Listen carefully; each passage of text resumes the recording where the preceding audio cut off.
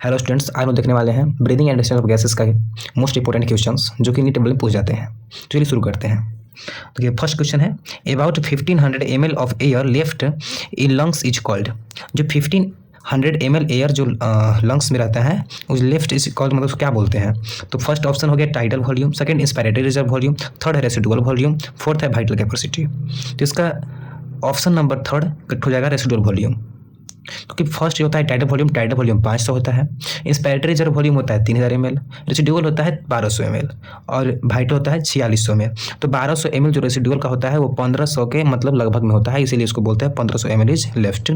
ये जो हमारे लंग्स में हर टाइम मतलब प्रेजेंट रहता है। फिर देखते हैं अगला question, at high altitude RBC of human blood is. At high altitude RBC of human blood is कि देखिए ऑप्शन फर्स्ट है increase in number, second decrease in number, third decrease in size, fourth increase in size. तो इसका correct option हो जाएगा increase in number. जो high altitude होता है आरबीसी जो होता है हम लोग का ह्यूमन में, उसको भी बढ़ा देता है, इंक्रीज कर देता है इन नंबर्स को। ठीक, 21 नंबर क्वेश्चन देखिए, which one has the lowest value.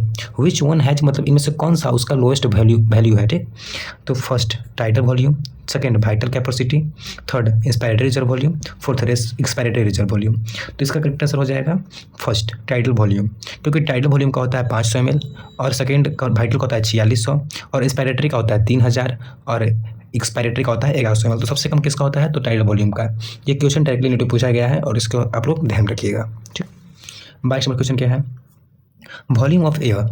Volume of air inspired और एक्सपायर्ड, इंस्पायर और एक्सपायर मतलब लेना और छोड़ना, with each normal breaths is known as. जो वॉल्यूम होता है वो एक्सपायर एंड इंस्पायर्ड और expire with each normal breaths. तो फर्स्ट ऑप्शन है इंस्पायरेटरी कैपेसिटी, सेकेंड है total lungs capacity, third tidal volume और फोर्थ है रेसिडुअल वॉल्यूम। तो 22 का करेक्ट आंसर मेरा हो जाएगा थर्ड टाइडल वॉल्यूम, क्योंकि टाइडल वॉल्यूम जो होता है सर नॉर्मल होता है। यहाँ बोल रहे हैं नॉर्मल ब्रीथ, नॉर्मल ब्रीथ कौन सा होता है, टाइडल वॉल्यूम जो लोग 500 जिसमें होता है ml। ठीक, अगला question 23 number question, lungs total lungs capacity is. Total lungs का कैपेसिटी कितना होता है, तो ये तो डायरेक्टली एनसीईआरटी में लिखा हुआ है कि टोटल लंग्स कैपेसिटी होता है 6 लीटर का। ठीक, फिर अगला question 24 number, air that remain in lungs after forceful expiration is. मतलब फोर्सफुल एक्सपायरेशन के बाद जो हमारे लंग्स में जो वॉल्यूम पाया था वो कौन सा वॉल्यूम होता है। ठीक, तो 24 का करेक्ट आंसर हो जाएगा रेसिडुअल वॉल्यूम, क्योंकि रेसिडुअल वॉल्यूम डायरेक्ट पूछा जाता है, मतलब कि हमारे लंग्स में कौन सा वॉल्यूम जो एक्सपायरेटरी या इंस्पायरेटरी के बाद जो रहता है, जो हम लोग का हर टाइम इंपॉर्टेंट रहता है। देख सकते हैं फर्स्ट है इंस्पायरेटरी, सेकंड है डेड स्पेस एयर, थर्ड है टाइडल वॉल्यूम और फोर्थ है रेसिडुअल। तो इसका करेक्ट आंसर हो जाएगा रेसिडुअल वॉल्यूम। ठीक, तो अब देखते हैं 25 नंबर क्वेश्चन। 25 नंबर क्वेश्चन क्या है, during normal respiration without any effort the volume of air inspire और एक्सपायर इज कॉल्ड। जो हमारा का रिस्पायरेशन में जो एफर्ट करता है वॉल्यूम वो इंस्पायर और एक्सपायर दोनों होता है। ठीक, तो 25 का हम लोग देखते हैं ऑप्शन।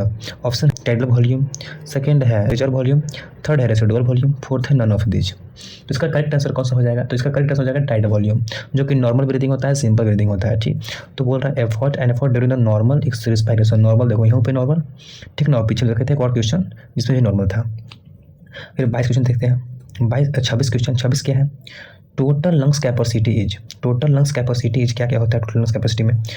तो ऑप्शन फर्स्ट है total volume of air accommodated in lungs at the end of forced inspiration, second है residual volume, expiratory reserve volume, tidal volume और inspiratory reserve volume, third option vital capacity plus residual volume, fourth है all of the above. तो इसका correct हो जाएगा all of the above. ठीक, 27 number question, which instrument help in clinical assessment of pulmonary volume.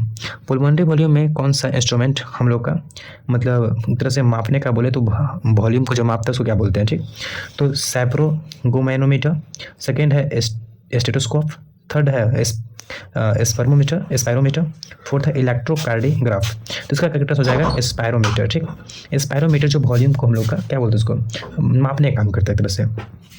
फिर 28 number question देखते हैं, volume of air remains in the lungs after normal expiration. जो normal expiration के बाद जो लंग्स में जो रहता है वॉल्यूम वो कौन सा होता है। तो इसका फर्स्ट ऑप्शन हो जाएगा IRV plus RV, second IRV plus RV, third तो फर्स्ट ERV का मतलब क्या हुआ, inspiratory reserve volume plus residual volume. Second क्या है, inspiratory reserve volume plus residual volume.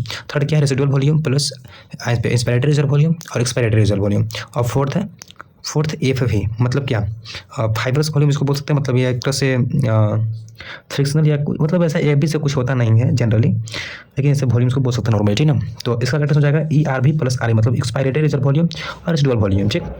29 number, oxygen in expired air. Oxygen in expired air कौन सा है?